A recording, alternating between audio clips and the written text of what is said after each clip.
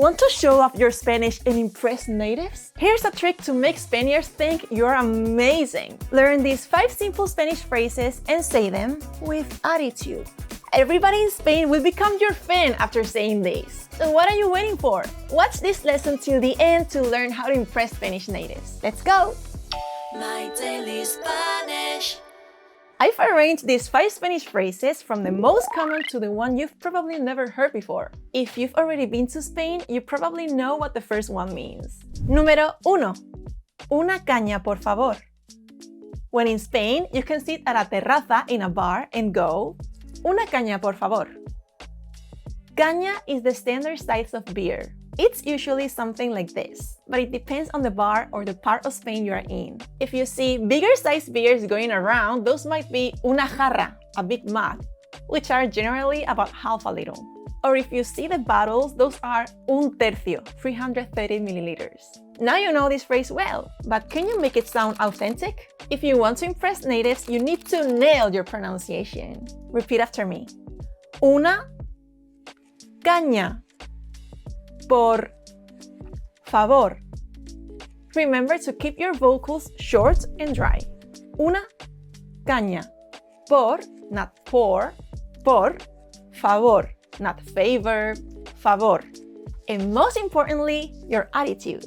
Repeat it until you sound confident. Una caña, por favor. Now let's imagine you're catching up with someone on the phone and you want to express your desire to meet in person. One of you might say, Número 2. A ver si nos vemos. A ver si nos vemos. ¿Verdad? Podríamos quedar para una caña después del trabajo. Let's break down a ver si nos vemos. A ver, let's see if, or hopefully. Si, if. Nos, reflexive pronoun for we, us. It's used here to indicate that we see each other, not just one person seeing the other. Vemos, we see. Nosotros vemos. Nosotros nos vemos. So, a ver si nos vemos literally translates to let's see if we see each other. Or more naturally in English, hopefully we'll see each other. Let's meet soon. Let's try to catch up. Are you catching up with me? If you're struggling with your practice, on My Daily Spanish, we have a free study guide that offers a step-by-step process to help you learn Spanish faster, for all levels. You can download it for free by scanning this QR code or using the link in the description. When we Spanish speakers get something this great for free, we say, ¡Qué suerte! How lucky! Or, ¡Qué fuerte que esto sea gratis! I can't believe this is free. If something wasn't free but was extremely cheap, we could say, ¡Menuda ganga! But when something is outrageously expensive, we say, Número 3. Esto cuesta un ojo de la cara. Esto cuesta, this costs, un ojo de la cara, an eye of the face. So this means this costs a fortune. It's like the idiom, it costs an arm and a leg. Now that you know the correct meaning, let's work on your attitude and pronunciation.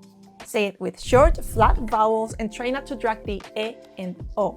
Not esto or isto.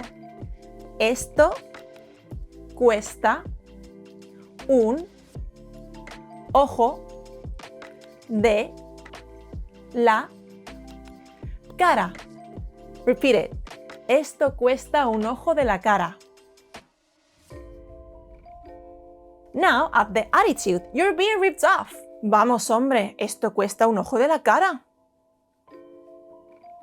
Want a trick to practice? Repeat it rhythmically, like a song. Esto cuesta un ojo de la cara. Esto cuesta un ojo de la cara. Esto cuesta un ojo de la cara. What do we always say? Active practice is key. Did you remember this? If you're a good student, you'd say, Sí, Lucía, lo recuerdo perfectamente. But if you were distracted, you might say, Número 4. Me suena, pero no caigo ahora. What does this mean? This phrase contains 2 idioms. Let's dissect it. Me suena translates to it sounds to me, meaning it sounds familiar to me. Pero no caigo ahora. This literally translates to but I don't fall now. But the meaning is but I can't place it right now. So the full phrase means It sounds familiar, but I can't quite place it. Or it rings a bell, but I can't remember right now. Let's analyze the verbs in these idioms so you don't get them confused. Suena is from the verb sonar, to sound, to ring. Nice. But when we add the me before the verb, me suena, this means to me. It sounds to me. On the other hand, caigo from the verb caer, to fall, it's a bit more tricky in meaning. In Spanish, caer is also used figuratively, like when something clicks in your brain. Ah, ahora caigo. So, no caigo means I'm not getting it. It's not clicking. I can't place it. Time to practice. Repeat with me. Me suena, pero no caigo ahora. Me suena, pero no caigo ahora. Me suena, pero no caigo ahora. All right, let's find out what our hottest Spanish phrase is today. You will definitely impress ladies with this one. Número 5. Eso está en el quinto pino. Literal translation, that is at the 5th pine tree. This will make sense. Just keep on watching. The meaning is that is super far away. But where does this phrase come from? The majority of Spanish speakers don't know, but I'm gonna tell you. The origin comes from 18th century Madrid, where a long road, El Paseo del Prado, was lined with 5 pine trees, 1 per kilometer. The 5th one marked a spot so far from the city center, 5 kilometers, oh my god, that it became slang for way out there.